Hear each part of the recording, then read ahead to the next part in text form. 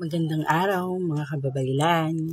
Hayun, ako po ay magtuturo sa inyo dito sa mga nag-aaral po ng lihim na karunungan. Kung kayo po ay nanggagamot, maaari pong makatulong ito sa inyo. Ito'y libre ko pong ituturo sa inyo. Sana makatulong.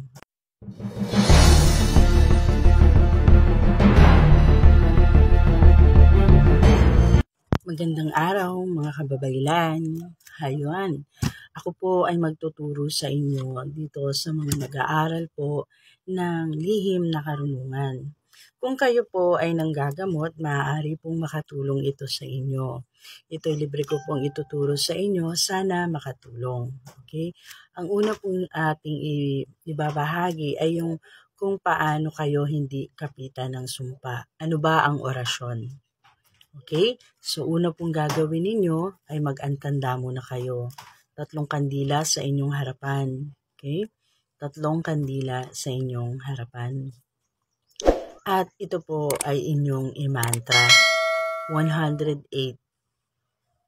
Okay? 108 po na mantra sa isang araw. Kung kaya nyo, umaga at sa bago matulog at pagkagising.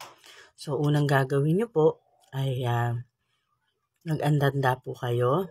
So, yung mga manggagamot, alam ko yung ito yung mga sa gusto, yung mga bago na matuto ng karunungang lihim o panggagamot. Okay?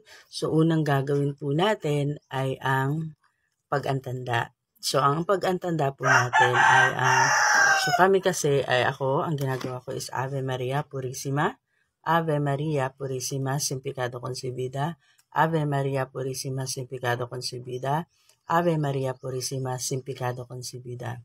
Him, Ti. So, nasa sa inyo naman po kung ano yung gusto nyo, kung sa pangalan ng Diyos ng Ama, ng Anak, at ng Espiritu Santo. Okay? And then, susunod po natin ang paghingi ng grasya. Ave Maria Gracia. Okay, Ave Maria Gracia plena quod menesticum beentis tose Jesus. So, kay Ave Maria Gracia plena quod menesticum beentis tose Jesus. And then, paghingi po, pagkatapos po ng inyong paghingi ng grasya, ay isusunod na po natin yung Ama Namin. So, pagkatapos po ng Ama Namin, ay isusunod nyo po ang Aba Ginoo. And then, pagkatapos po ng Aba Ginoo, ay isusunod po natin ang sumasampalataya. Ang sumasampalataya po bilang isang manggagamot ay hanggang sa ipinako ka lang sa krus, okay? Ipinako sa krus. At pagkatapos po ay isusunod po natin ang Curam eum enesim inom ilorem belorem kisara movendesam arato maxum okram becream booster o siyam na misteryo. Then, pagkatapos po ay orasyonim pactirumpi Christi morandum abebaso egasum cruz. Iyon po ay ang pagbuhay ng orasyon. Tandaan nyo po, hindi po kayo makakapagpabuhay ng orasyon kung hindi nyo po ito didebosyonan. So, kailangan ay susunod ang orasyon sa inyo.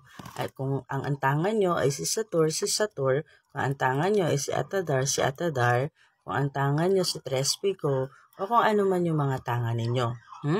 And then, ito ay upang hindi ka kapitan ng sumpa. Kasi, meron po tayong mga kababayan na ayan, isinusumpa kita.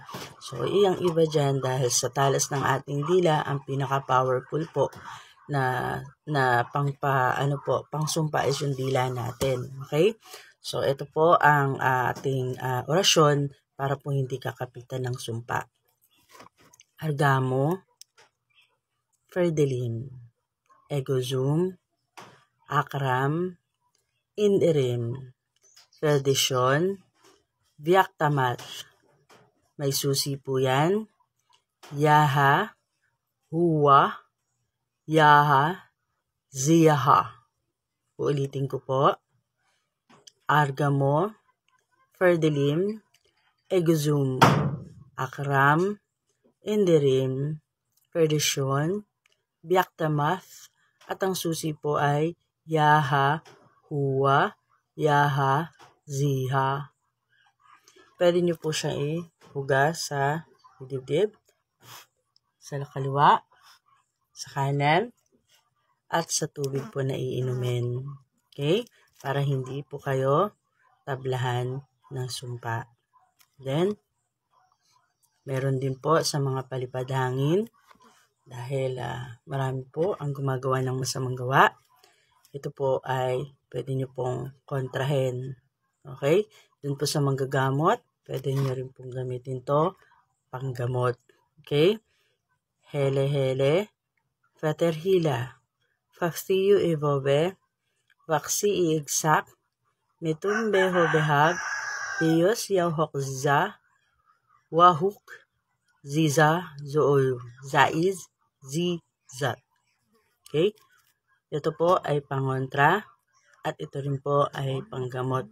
Ito po yung ginagamit ko na pang close sa mga para hindi na po sila balikan ng kanilang ng mga sumasalbahe sa kanila. Okay, ito po ay ihip nyo po sa tuktok ng inyong pasyente. Kung sa inyo naman po, sa inyong harapan. Dan kaliwa, dan kanan. Ayan, sana po nakatulong ito sa inyo. At sa mga bagong healer, yan, sana makatulong sa inyo. Salamat sa panonood and God bless!